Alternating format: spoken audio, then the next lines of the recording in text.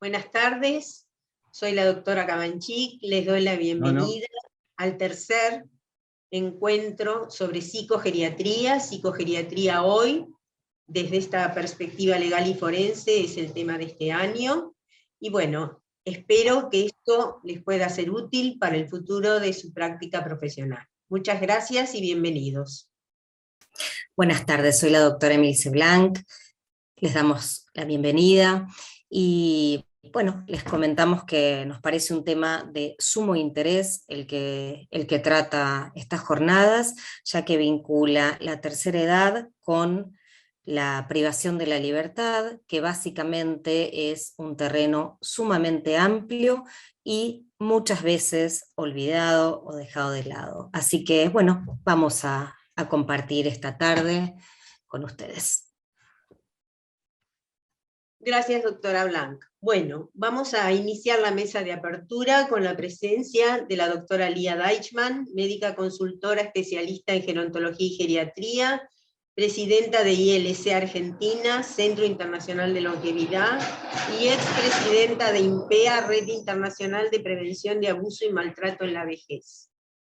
Con el doctor Julio Nemerovsky, presidente de la Sociedad Argentina de Gerontología y Geriatría, profesor titular de la Fundación Universidad Barceló, profesor adjunto en la Universidad Maimónides, docente de posgrado en Univalle, Bolivia, y council member de IAGG. Y de la licenciada Mariana Ortega, secretaria de Planeamiento y Evaluación Institucional de la Universidad Maimónides. Les agradezco profundamente el apoyo y la colaboración para estas jornadas. Vamos a dar inicio entonces a la mesa de apertura. Doctora Deichmann. Perdón, estaba muteada. Muchísimas gracias a la doctora Alicia Cabanchik y a la doctora Emilce Blanc por habernos invitado a participar al Centro Internacional de Longevidad de la República Argentina en este simposio y colaborar en forma mutua, como siempre lo hicimos, con la doctora Cabanchik en particular y con la Universidad Maimónides durante varios años.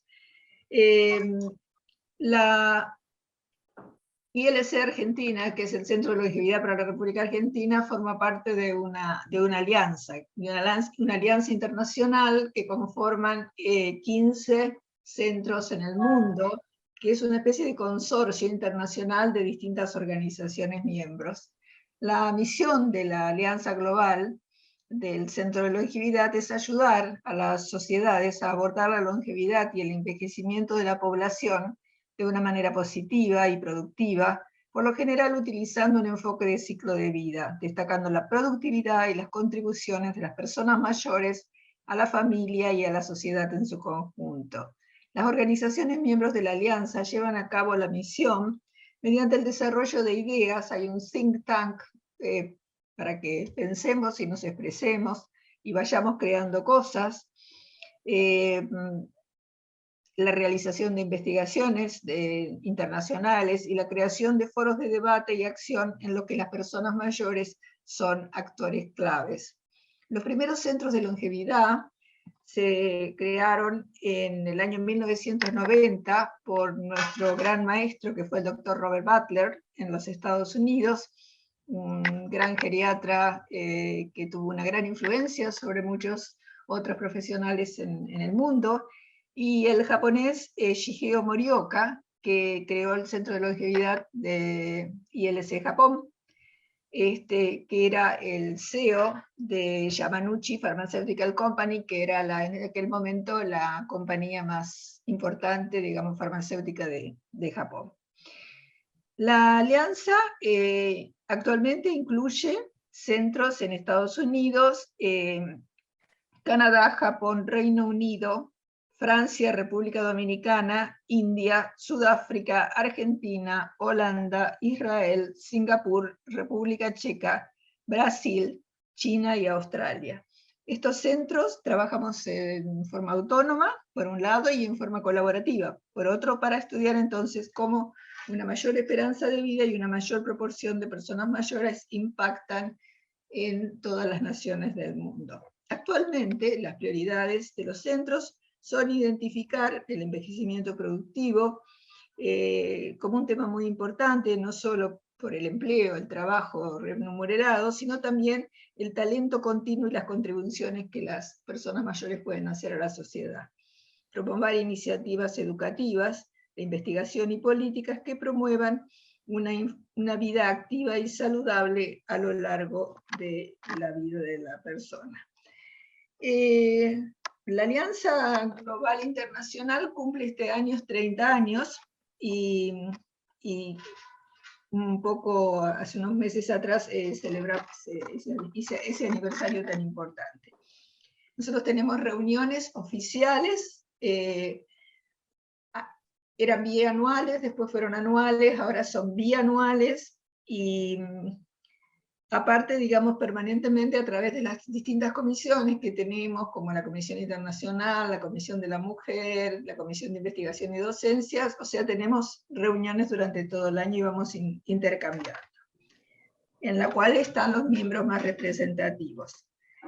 Los países nos reunimos para informar nuestras actividades y nuestros programas y discutir qué nuevos temas de investigación son importantes y qué actividades colaborativas podemos hacer, porque tenemos países desarrollados y países en vía de desarrollo como los nuestros.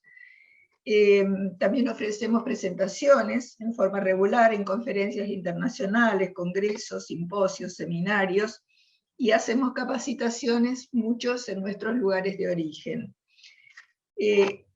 ILC Argentina en particular tiene como misión ayudar a la sociedad a abordar la implicancia del envejecimiento de la población en forma positiva y constructiva, apoyar la protección de los derechos humanos y otras libertades fundamentales para contrarrestar la violencia, el abuso y la negligencia, y resaltar la productividad y las contribuciones de las personas mayores a la sociedad en su conjunto y su participación social. Les agradezco, mañana estaremos hablando durante la mañana sobre ya temas más puntuales, y como así otros miembros, y le voy a pasar la palabra al doctor Julián Imerowski, presidente de la Sociedad de Geriatría. Muchas gracias. Bueno, buenas tardes a todos. Antes de dar algunas palabras, quisiera agradecer a la organización, agradecer a la doctora Cabanchik, agradecer a la doctora Emilce Blanc por haber invitado a la Sociedad Argentina de Gerontología y Geriatría a ser parte de la inauguración de estas importantes jornadas. Y digo importantes porque el abordaje legal y jurídico de la temática del envejecimiento siempre se ha centrado en los aspectos previsionales y de los derechos de las personas mayores. Y tal vez, al igual con lo que sucede con la psicogeriatría, en lo que todo parece centrarse en demencia y depresión, y no siempre se ve la importancia que tienen los trastornos de la personalidad, los trastornos del sueño y sobre todo de la ansiedad, pasa en los aspectos jurídicos y legales que se nos olvida la existencia de las personas mayores con participación en hechos delictivos o de esas personas en el ámbito penitenciario, sea porque llegan a viejos en el ámbito penitenciario o porque ingresan siendo viejos. Así como la expansión de la expectativa de la vida se observa en la comunidad en general, las personas mayores que se encuentran en situación de vivir en el sistema penitenciario están aumentando progresivamente. Junto a este incremento poblacional equiparable al crecimiento demográfico de la población en general, también se observará un incremento del impacto geriátrico sobre esa población.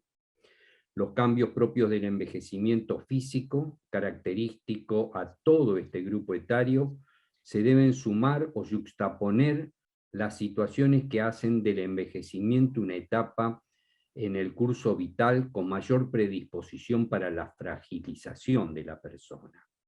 Y me refiero no solo a la fragilidad desde los condicionantes sociales y psicológicos que son evidentes en el contexto y que no solo inciden sobre las personas mayores, sino en toda la población de este sistema.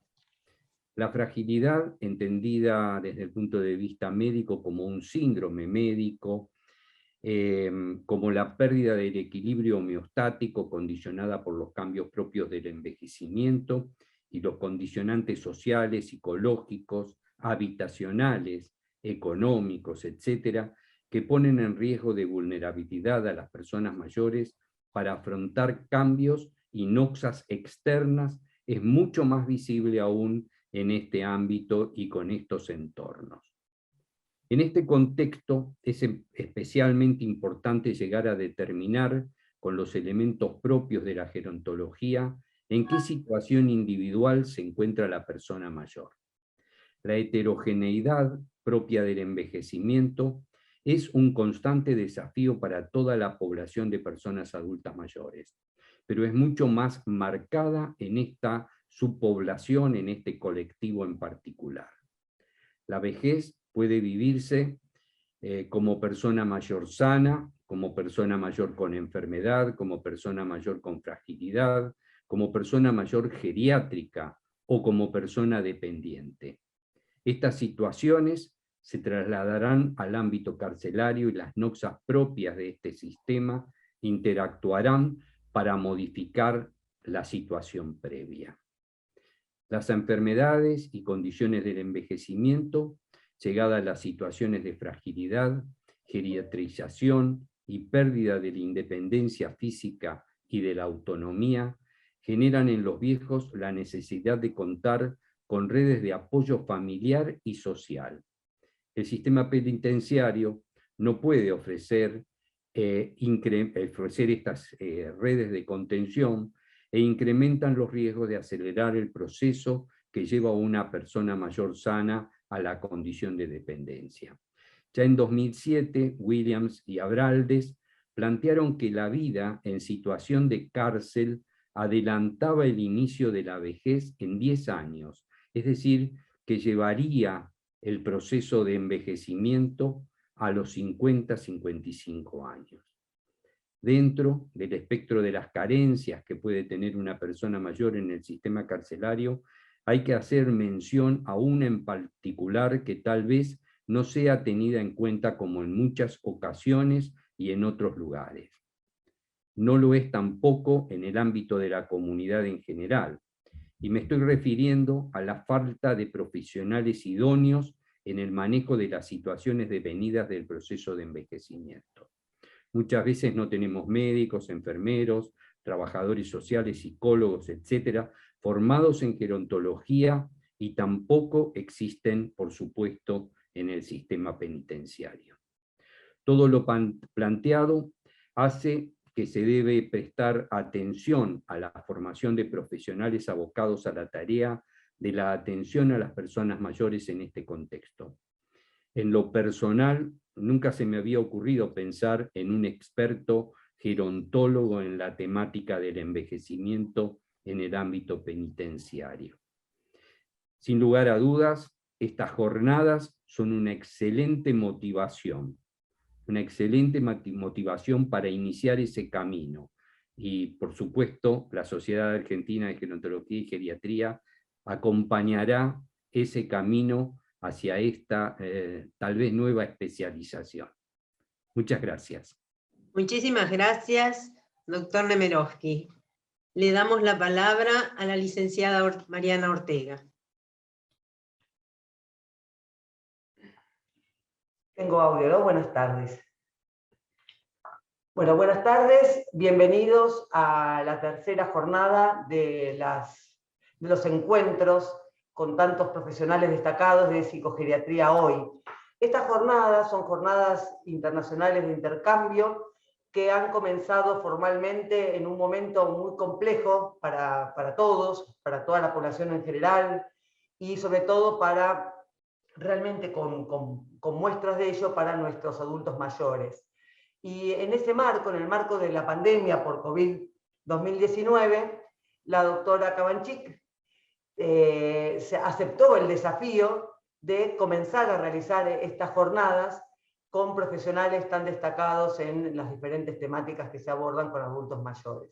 Ustedes con personas mayores. Ustedes saben que la Universidad Maimónides es una universidad pionera en el trabajo académico para personas mayores, en la formación de profesionales en geriatría, y luego se fueron sumando diferentes formaciones de posgrado, y hoy tenemos las especializaciones en geriatría y en psicogeriatría, de la cual la doctora Cabanchik es directora, y todo este conocimiento, todo este andamiaje que se fue generando a lo largo de los años, se ve coronado con estas jornadas de tan buen nivel, a la cual son muy bienvenidos, y agradezco en nombre de la universidad a todos los profesionales que desinteresadamente colaboran y van a ser escuchados por tanta gente que se ha inscrito y tan interesada en las temáticas. Así que muchas gracias a todos, y bueno, ávidos de escuchar las diferentes intervenciones de los especialistas. Muchas gracias, Alicia, por la invitación. Muchas gracias, licenciado Ortega. Y bueno, damos por finalizada agradeciendo nuevamente a la doctora Deichmann, al doctor Nemirovsky y a la licenciada Ortega la participación en la mesa y las elogiosas palabras. Muchas gracias. Bueno, a continuación voy a hacer una disertación yo. Paso a compartir pantalla.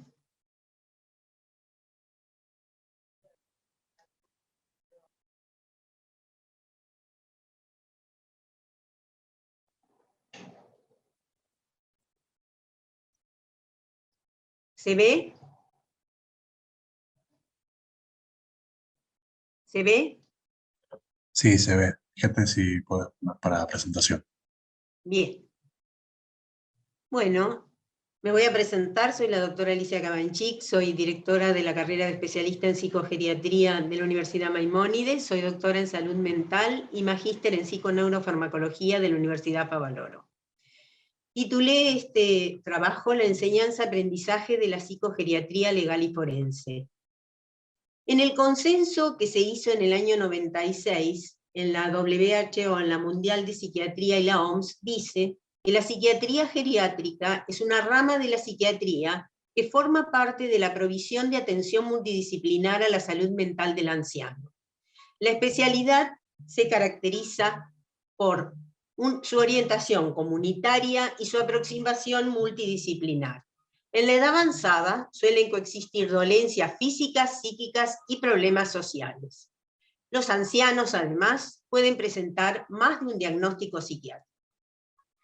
El trabajo interdisciplinario en psicogeriatría implica el ser acompañado y realizar el trabajo con geriatras, con cardiólogos, con psicogerontólogos, kinesiólogos, fonoaudiólogos, licenciados en trabajo social, nutricionistas, neurólogos y neuropsicólogos, y cualquier otro profesional que pudiera ser afín a la situación. De acuerdo a lo que dice el doctor Cancedo Barba, define a la psiquiatría legal como la rama de la psiquiatría que estudia las relaciones existentes entre la práctica clínica de esta especialidad y el marco legal existente en cada país. Analiza las implicaciones legales que tiene la práctica, por ejemplo, la internación involuntaria, la confidencialidad y protección de datos, el derecho de acceder a la propia historia, la autonomía del paciente y el consentimiento informado. Mientras que la psiquiatría forense comprende la tarea pericial, es decir, evaluaciones clínicas con el fin de orientar a jueces o jurados, y esto implica el derecho penal, el civil, el laboral o el administrativo. En la psicogeriatría forense, la subespecialización estudia la correlación entre trastornos mentales y comportamientos delictivos en mayores de 65. Trabajo en salud con trabajo en organismos de justicia penal, con policía, con servicios de libertad condicional, tribunales, prisiones. ¿Por qué interdisciplinario? Porque compartir saberes diferentes genera mejores posibilidades y enriquecimiento para pacientes y profesionales. Ninguna disciplina puede por sí misma dar soluciones a los complejos problemas humanos. Suele no enseñarse, pero ¿por qué es importante enseñarla? ¿A qué se enfrentarán los jóvenes psiquiatras? Entre 2020 y 2030, el porcentaje de habitantes del planeta mayores de 60 años aumentará un 34%. La pauta de envejecimiento de la población es mucho más rápida que en el pasado. La población mundial entonces está envejeciendo rápidamente, y entre el 15 y el 50 la proporción de personas mayores de 60 años pasará del 12 al 22%, de los cuales el 6,6% de los trastornos neuropsiquiátricos de la discapacidad total comprenden este grupo etario, y un 15% de los adultos de 60 años o mayores sufren algún trastorno mental. En Argentina, en el año 2000, las personas de más de 60 años de edad representaban el 13,5% de la población, aproximadamente 5.500.000 personas. Para el 2025 se prevé que el porcentaje pase al 17,1% de la población total. Ahora bien, al aumentar la edad, también aumentan las patologías y también los delitos, siendo la pobreza, la soledad, el aislamiento y la violencia factores de riesgo. Vamos a ver que en otros países del mundo, por ejemplo en España, entre el 2011 y 2015, 37.500 delitos fueron cometidos por adultos mayores. En Corea del Sur, los delitos cometidos por personas de más de 65 años se duplicaron entre el 2003 y 2013. Japón enfrenta una ola de crímenes perpetrados por gente de edad avanzada. La proporción de delitos cometidos por personas mayores de 65 años aumenta constantemente desde hace 20 años. En Japón, muchas personas por condiciones de pobreza eligen cometer algún delito para ir presos y poder asegurarse de esa manera la alimentación y el alojamiento. En Gran Bretaña, la cantidad de presos británicos de edad avanzada ha venido aumentando en una tasa 3 veces superior a la población carcelaria general durante los últimos 10 años. Los pacientes mayores constituyen alrededor del 20% de la población en servicios psiquiátricos forenses seguros en el Reino Unido. Según el INDEC Seguridad Social, tenemos en el total del país de 94.944 personas en situación de encarcelamiento, 1.643 eran mayores de 65, y en provincia 1.405, y a nivel federal 238. La población carcelaria tenemos los que envejecieron en prisión, los reincidentes, los históricos y los que delinquen por primera vez, siendo mayores. Hay una importante morbilidad psiquiátrica oculta entre los reclusos ancianos, por lo que es importante desarrollar servicios para reconocer y tratar esta morbilidad.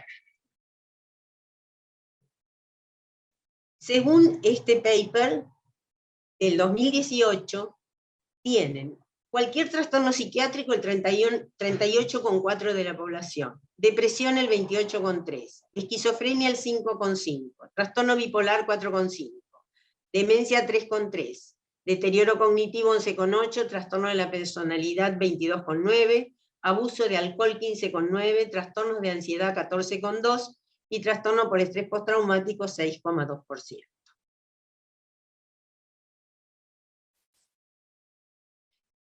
Más de la mitad de los ancianos reclusos en este paper muestran que tenían diagnóstico psiquiátrico. Los diagnósticos para este trabajo del 2001 fueron trastornos de personalidad y enfermedad depresiva. En este otro paper del 2009 se reportan 3 pacientes con demencia, cada uno de los cuales había matado a sus esposas. Para uno de ellos, un hombre de 90 años, el diagnóstico fue demencia frontotemporal variante frontal. Este es un homicidio histórico, el de Benjamín Reynaud, un hombre de 67 años que anteriormente trabajaba en la magistratura como empleado, quien fue acusado de asesinato por matar a su hija e intentar asesinar a su prometido. También demencia frontotemporal variante frontal. Y este documento del 2019 identifica y sintetiza la limitada investigación internacional existente sobre las necesidades de atención sanitaria y social de las personas mayores con demencia que viven en entornos penitenciarios. Destaca la necesidad de una mayor conciencia de la demencia como una preocupación entre las personas mayores que viven en entornos correccionales. Además, los hallazgos de la revisión enfatizan que detección e intervenciones mejoradas, en particular enfoques personalizados, son imprescindibles para apoyar a las personas que viven con demencia en entornos correccionales. Hay un elevado riesgo de demencia entre las personas bajo custodia, penitenciarios. Las estimaciones sugieren que entre el 1 y el 44% de los mayores bajo custodia pueden vivir con demencia, según naturaleza y tamaño del entorno correccional. Una quinta parte de reclusos varones en Francia tenían puntaje en las pruebas de función ejecutiva que sugerían al menos una demencia moderada o grave, y muchos otros evidenciaban algún deterioro cognitivo. Por lo tanto, plantean que es importante que se ofrezca un cribado sistemático de trastornos cognitivos a los mayores de 50 años en prisión. En este otro paper dice que la edad media era entre 59 años, en una N de 310, y la inclusión de personas de 55 años, como mencionaba el doctor Nemirovsky, se justifica porque el sistema de justicia penal define a prisioneros geriátricos como aquellos de 55 años o más. El deterioro cognitivo es frecuente en los adultos mayores en la cárcel y se asocia con resultados adversos para salud y justicia penal. Se debe desarrollar un enfoque geriátrico para la atención médica de transición basada en la cárcel para evaluar y abordar el deterioro cognitivo. En una investigación cuantitativa, se estimó que la tasa de prevalencia de sospecha de demencia y deterioro cognitivo leve en población carcelaria en Inglaterra y Gales fue del 8%, 1090 individuos. Solo 2 personas de la muestra tenían un diagnóstico relevante en sus notas de atención médica, lo que sugiere un sobreconocimiento actual de estas condiciones.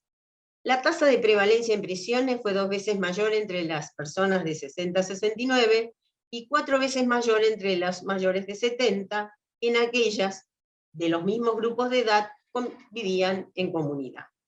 El personal y los reclusos carecían de capacitación en el conocimiento, conciencia de demencia y deterioro cognitivo leve, y esto lleva a que el comportamiento problemático se vea como un problema disciplinario en lugar de un problema de salud.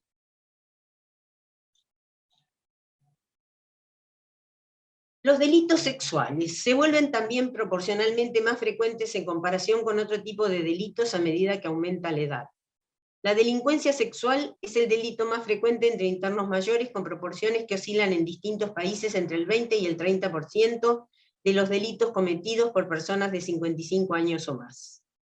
Del 50 y el 60% de los internos en prisiones occidentales mayores están condenados por delitos sexuales, en este paper del 2017.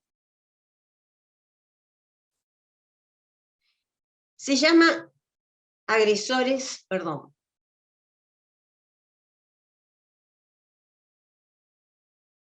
Ay, Dios.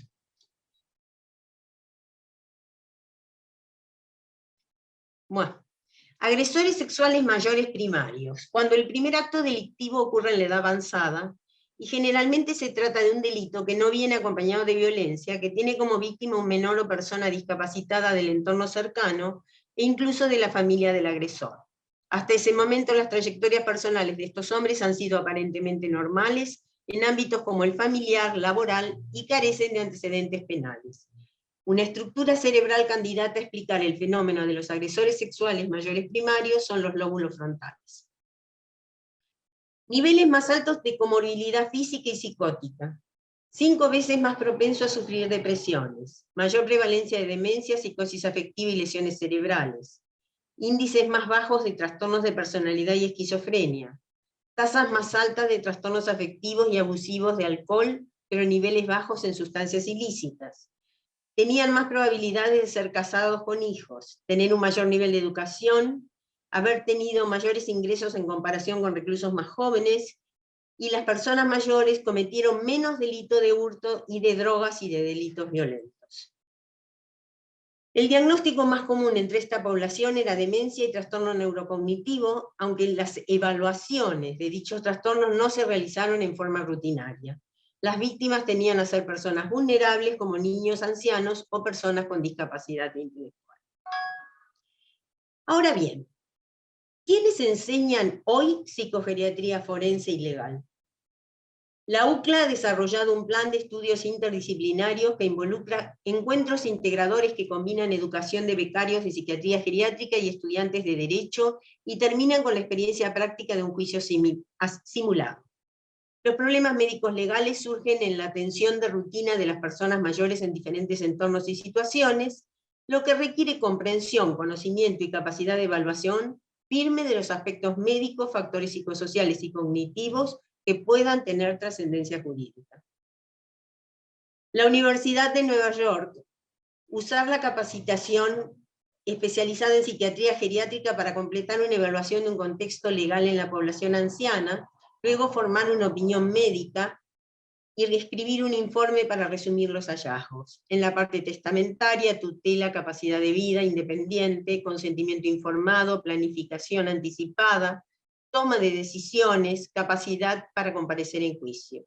Las opiniones médicas sobre estos temas dan como resultado cambios significativos en la vida de las personas, por lo que la capacitación dual en geriatría y medicina forense es ideal para la evaluación precisa. Universidad de Rochester de Nueva York. Hace 10 años, el Departamento de Psiquiatría y Neurociencia del Comportamiento de la Universidad de Chicago estableció una rotación de psiquiatría forense geriátrica para residentes de psiquiatría de cuarto año como una opción en una experiencia requerida en psiquiatría forense. El énfasis principal fue conocer los casos de capacidad testamentaria e influencia indebida. Los residentes afirman que una rotación de psiquiatría forense geriátrica es una valiosa experiencia de aprendizaje que tiene utilidad después de su graduación. También tenemos textos, como por ejemplo textos sobre gerontopsicología y sobre gerontopsiquiatría. El doctor Holzer, uno de los autores de este libro, va a disertar mañana, y donde hace una revisión integral de temas de intersección entre psiquiatría geriátrica, medicina, neurociencia, psiquiatría forense, derecho, para comprender todo este tipo de situaciones, lo mismo que en el caso de la gerontopsicología. Hay también propuestas sobre desarrollos de servicios de psiquiatría forense en la vejez, por ejemplo, camas seguras en una sala especializada, capacidad de brindar servicio a las prisiones y servicio de libertad condicional, capacidad de brindar programas para delincuentes sexuales como servicio de enlace en las prisiones, y servicios generales de psiquiatría forense y de vejez. Bueno, hay otras dos también propuestas más. ¿Y qué es lo que nosotros proponemos? Yo propongo descartar patología orgánica en el delincuente primario tardío desde las neurociencias, a través de una evaluación clínico-psiquiátrica con entrevistas estructuradas, semiestructuradas y no estructuradas, familiares, evaluando antecedentes, laboratorio, evaluación neurocognitiva para el lóbulo frontal, neuroimágenes y SPECT, para el objetivo de lograr un diagnóstico psicopatológico y clínico, realizando un trabajo interdisciplinario médico-legal y un abordaje terapéutico adecuado. Por lo tanto, incluyamos la enseñanza de la psicogeriatría legal y forense. Muchas gracias.